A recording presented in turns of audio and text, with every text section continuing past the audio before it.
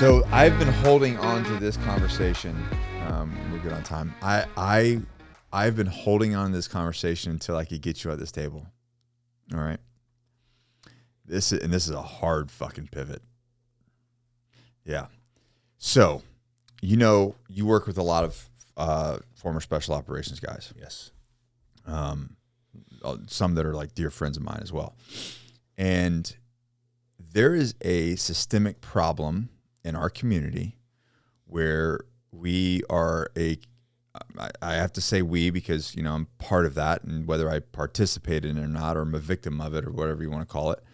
But a lot of my friends are, and we are a community of cannibals. And you and I have talked about this. And I've talked to many of dudes across many of the special operations communities that I coach. That was one of the things I said, hey, this thing happens. And matter of fact, I think it was our second half day. It had happened that day. Yep. And I was like, what the fuck, man? Yeah. So in 2016, I came under fire. Bad thing. It's a bunch of BS. I talk about it now publicly when I do keynotes, because that was the key. I did everything right, and I still got flamethrowed. Lost almost like 95% of my relationships, business relationships I had built over from 2013 to 2016, gone. Like, people just walked because they were like, well, if they're saying this, it must be true, right? Must be true. But now, because of that, and I was doing all the right things, once I went over that grieving period of like, God, how could they do this to me? I did all the right things. I was a quiet professional. I was just trying to help people. Blah, blah, blah. How could this happen to me? It gave me that, like, well, I guess if I'm gonna do all the right things and they're gonna destroy me, well, I guess I can just do whatever the fuck I want to do and say whatever I want to say, and who gives a shit? Right. Guess what? Made more money, got more famous. There you go. Everything happened. But nonetheless, that thing still happens, right? It still happens, and something that we all, I deal with. And I even asked you, I said, B, you have haters? Do people come after you? And you're like, yeah, I have one. And I was like, what the fuck?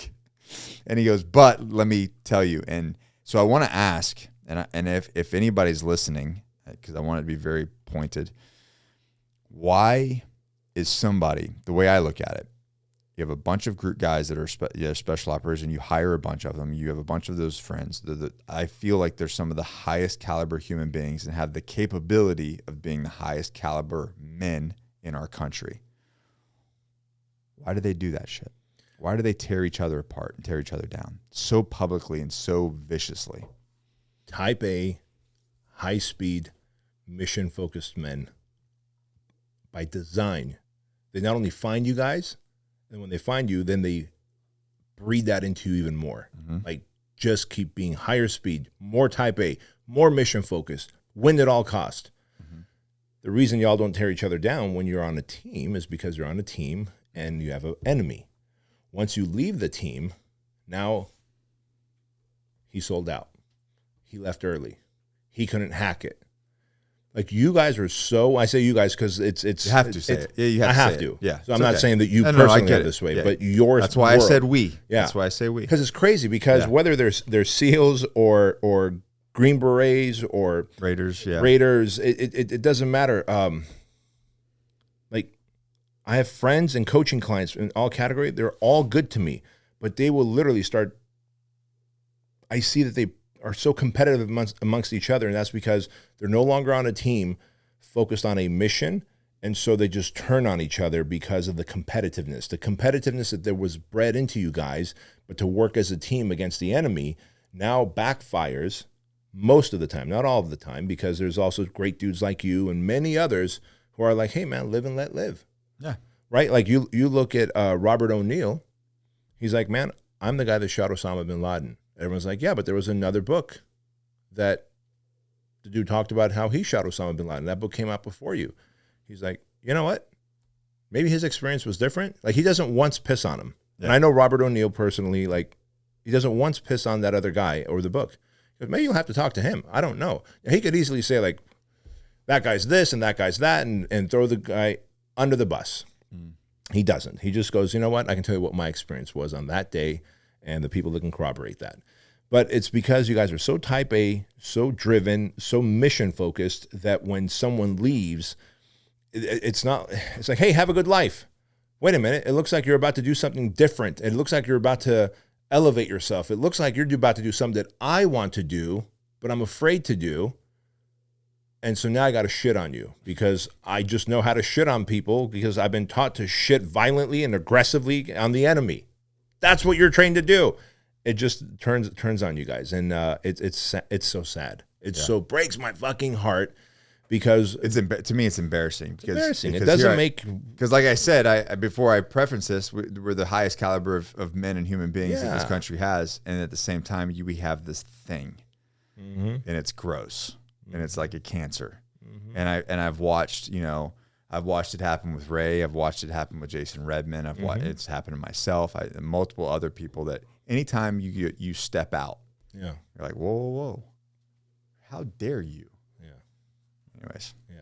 And it's funny because it's so hypocritical too. Like the dudes that will say like, hey, I want to, you should be a quiet professional. It's like, hey man, Jason Redman is a friend. Ray is a friend and an employee of mine, right?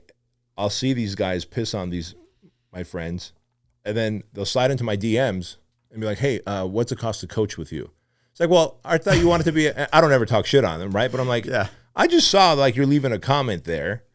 And then here you're asking me to coach. So obviously you have a book idea, you have a coaching program idea, you have a business you want to run, and you should, man. You've served your country. Yeah, you fucking should. Why are you pissing on them? Like every SEAL, like there was a running joke there for a while because it's like, oh, hey, you retired from the SEALs or you left the SEAls, you're about to write a book. Here's your book deal. Yeah, well, good for them. If the Homeland Department of Security, whoever, like green lights the book, meaning there is no operational security that's being revealed. Right. Let him fucking do it. He served his country. They didn't pay you 6 figures, did they, as a military man? Okay. They didn't pay you... Low 6 figures. Okay, I guess when you're at that... There's some extra pay involved with doing, doing that when job. you're doing special operations, you're getting paid a lot. But it's not anywhere near what an entrepreneur could make if they really dial it in. Now, right? No. Yeah. And so, dude, you put your fucking life at risk for us. And you did it for whatever, 5 years, 10 years, 20 years, whatever it is. Go fucking write a book, launch a company, start a coaching program, make an obscene amount of money, have life experiences. Whose fucking issue is it? But it's the people that are just fucking jealous. They just want to point finger. But it's by design. And then I bet if I could bring all of you guys back together and point you to a mission, we'd all get along. All get along. Yeah. Because that's exactly what the project is. Like all type A men serving a mission of like helping men unfuck themselves. But as soon as we're not running the project, I start seeing competitiveness amongst my team of guys. It's crazy. But I'd rather have competitive men than docile, weak men who are limp. Competitive is good. I think competitiveness is always good. Yeah. You know what I mean? That's something that there is a line that gets us. Crossed when you start shitting on. It's the shitting on that bothers me.